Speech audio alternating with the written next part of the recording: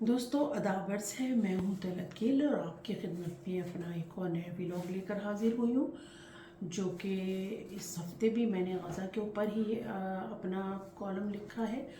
और इस कॉलम के आते आते भी, क्योंकि गज़ा में इस वक्त बहुत तेज़ी के साथ तब्दीलियाँ रूनुमा हो रही हैं, तो आपको कुछ मेरा अगला कॉलम भी इसी टॉपिक के ऊपर है, तो बहुत सारी तब्दीलियाँ उस वक्त तक के आ चुकी होंगी। तो बहरहाल इस हफ्ते के हिसाब से जो ये है मेरा कॉलम कि गज़ा की जंग और इसराइल पर पाबंदियाँ। बरतानिया के वज़ीर आज़म केयर स्टारमर ने मशरूत तौर पर फ़लस्तीनी रियासत को तस्लीम करने का इंदिया दिया है। इसी हवाले से बरतानवी वज़ीर ख़ारजा डेविड लॉमी ने अक़वाम मुत्तहिदा में फ़लस्तीनी रियासत को तस्लीम करने के हवाले से एक अहम बयान दिया। उन्होंने न्यूयॉर्क में अक़वाम मुत्तहिदा की गज़ा और फ़लस्तीनी रियासत को तस्लीम करने के लिए 2 रियासती हल कॉन्फ्रेंस में खिताब करते हुए कहा कि बरतानिया अक़वाम मुत्तहिदा की जनरल असम्बली के इजलास से पहले फ़लस्तीनी रियासत को तस्लीम करने का इरादा रखता है, मगर वो ऐसा जब करेगा जब तक इसराइल की हुकूमत गज़ा की हौलनाक सूरत हाल को ख़त्म करने, फ़ौजी कार्रवाइयों को रोकने और 2 रियासती हल की बुनियाद पर एक तवील मुद्दती और पायदार अमन के लिए पुरअज़म न हो। इसराइल और फ़लस्तीन के माबैन जारी 2 साल से ज़ायद अरसे से जारी जंग में हज़ारों लोगों की हलाकतों और पूरे गज़ा की तबाही के बाद बरतानिया की तरफ से मशरूत तौर पर फ़लस्तीनी रियासत को तस्लीम करना फ़लस्तीनी खुद मुख्तारियत पर सवाल उठा रहा है, क्योंकि फ़लस्तीनियों का खुद इरादियत का हक गैर मशरूती है। इसलिए ये इक़दाम रियासती शनाख्त को आर्जी सियासी आला बनाने के मुतरादिफ है, क्योंकि ये समझने की ज़रूरत है रियासती खुद मुख्तारी किसी दूसरे फरीक की कारकर्दगी पर मुनहसर नहीं होती। बरतानिया के इस मशरूत इक़दाम की शदीद मज़म्मत की जा रही है, क्योंकि फ़लस्तीन एक रियासत की तारीफ के वजूद पर पूरा उतरता है। बरतानिया का ये कदम एक अहम सिफारती अलामत है, लेकिन ये खुद ब खुद तमाम मसाइल हल नहीं करेगा। इसके लिए बहुत ज़्यादा सियासी इरादे, आलमी दबाव और दोनों फरीक की जानिब से समझौते के लिए करने की आमादगी दरकार होगी। दाखिली तौर पर बरतानिया में 250 से ज़ायद MPs ने इस ऐलान पर यकजहती का इज़हार किया है। हालिया महीनों में फ्रांस और दूसरे मगरबी ममालिक जैसे आयरलैंड, नॉर्वे, स्पेन और सिल्वेनिया वगैरह ने फ़लस्तीन को तस्लीम किया है, जिसके बाद बरतानिया पर एक शदीद दबाव था कि वो भी फ़लस्तीन को बतौर रियासत तस्लीम करे। ख़ासतौर पर फ्रांस के तस्लीम करने के बाद इसराइल और अमेरिका ने फ्रांस पर भी शदीद तनकीद की थी और उसे एक गैर जिम्मेदाराना फैसला करार दिया था।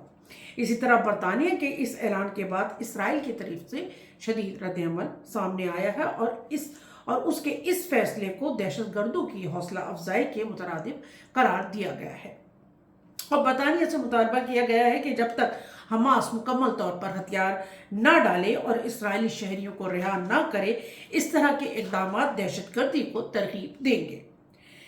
इसराइल ऐसे वक्त ये सब बातें कर रहा है जब खुद उसने दहशतगर्दी की तमाम हदें पार कर ली हैं। फ़लस्तीनियों की नस्लकुशी से लेकर मासूम बच्चों और ख़वातीन की हलाकतों तक, गज़ा की मुकम्मल बर्बादी से लेकर इंसानी हकूक़ की मुकम्मल पामाली तक की दास्तानें ही आज दुनिया को फ़लस्तीन के वजूद का एहसास दिला रही हैं।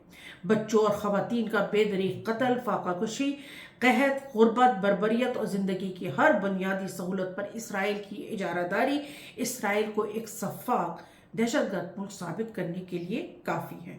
वो किस मुंह से हौसला अफजाई की बात करता है।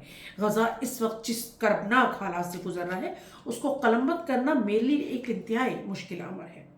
एक बात जो हमारे लिए सबसे अहम है कि क्या बरतानिया और मगरबी ममालिक का फ़लस्तीन को बतौर रियासत तस्लीम करना वहाँ के मौजूदा हालात पर कोई मुस्बत असर डाल सकता है? तो इसका जवाब है बिल्कुल डाल सकता है, क्योंकि बरतानिया का ये कदम फ़लस्तीनियों के हकूक़ की फतह है और ये उनके खुद मुख्तारी के मुतालबे को मज़ीद तक़वियत देगा।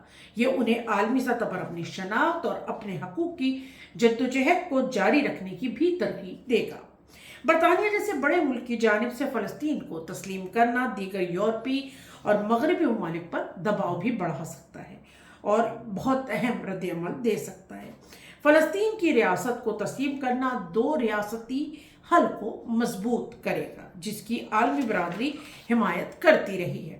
گو کہ اسرائیلی وزیر اعظم نتنیاہو ہمیشہ اس حل کو مسترد کرتے رہے ہیں، لیکن اب عالمی دباؤ میں اضافہ ہوگا۔ فلسطینی ریاست کو مزید ممالک کی جانب سے تسلیم کیا جانا اقوام متحدہ میں اس کی حیثیت کو مزید مضبوط کرے گا اور اسے مکمل رکنیت حاصل کرنے میں بھی مدد مل سکتی ہے۔ اس کے علاوہ یہ قدم عالمی رائے عامہ کو فلسطینیوں کے حق میں راہ ہموار کرے گا، خاص طور پر ان ممالک میں جہاں انسانی حقوق اور فلسطینیوں کے ساتھ ہونے والی زیادتیوں پر تشویش بڑھ رہی ہے۔ مگر اب میرا سوال یہ ہے کہ اس وقت غزہ میں جتنی تباہی ہو چکی ہے اور مسلسل ہو بھی رہی ہے، اور اسرائیل کی ہٹ درمی کو دیکھتے ہوئے کیا محض فلسطینی ریاست کو تسلیم کرنا فوری طور پر وہاں امن لائے گا؟ جی نہیں۔ اس کے لیے عالمی برادری کو مزید ٹھوس اقدامات کرنے کی ضرورت ہے۔ ان کو اپنے چہرے سے منافقانہ نقاب اتارنی ہوگی۔ اسرائیل کی حالیہ کارروائیاں اور غزہ میں جاری انسانی بحران اور دو ریاستی حل سے مکمل انکار یہ ظاہر کرتا ہے کہ محض سفارتی بیانات اور علامتی تسلیم شدگی کافی نہیں۔ اب وقت آ گیا ہے کہ عالمی برادری عملی اقدامات کرے تاکہ انسانی جانوں کا تحفظ کیا جا سکے اور مزید جانی نقصان اور تباہی کو روکا جا سکے۔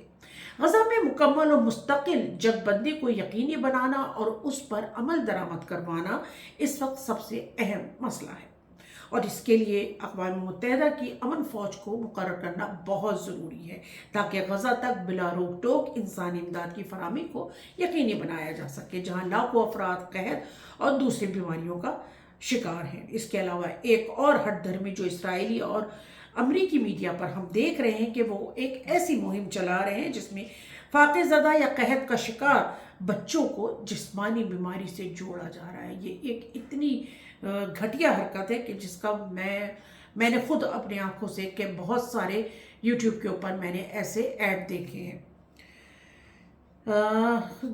مگر اس مہم کے باوجود عالمی ریڈ کراس اور دوسری فلاحی تنظیمیں جو غزہ میں کام کر رہی ہیں وہ اس کو اسرائیل کا قابل مذمت اور بھونڈا ہتھ کنڈا قرار دے رہی ہیں۔ اس وقت عالمی برادری کو سخت اقدامات کرنے کی ضرورت ہے تاکہ اسرائیل پر دباؤ بڑھایا جا سکے اور امن کے لیے حقیقی پیش رفت ہو سکے، جیسے اس پر اقتصادی پابندیاں عائد کی جائے جس میں ہتھیاروں کی فروخت پر مکمل پابندی اور مخصوص اسرائیلی مصنوعات کی درآمد پر پابندی، یورپی یونین کے رکن ممالک اور امریکہ جیسے بڑے شراکت داروں کی طرف سے یہ پابندیاں اسرائیل کی معیشت پر نمایاں اثر ڈال سکتی ہیں۔ اس کے علاوہ یہودی آباد کاروں کی مصنوعات پر پابندی جس پر کچھ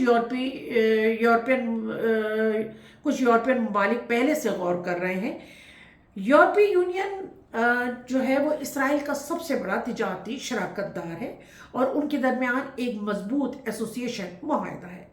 اگر یورپی یونین اس معاہدے کو معطل کرتی ہے اور اسرائیل کی مصنوعات، خاص طور پر ہائی ٹیک مصنوعات جو کہ اس کی معیشت کا بہت بڑا حصہ ہیں، پر پابندی لگاتی ہے تو یہ اسرائیل کی برآمدات کو شدید نقصان پہنچا سکتا ہے۔ اسی طرح اہم درآمدات جس میں خام مال اور ضروری سامان پر پابندی بھی اسرائیل کو دھچکا پہنچا سکتی ہے۔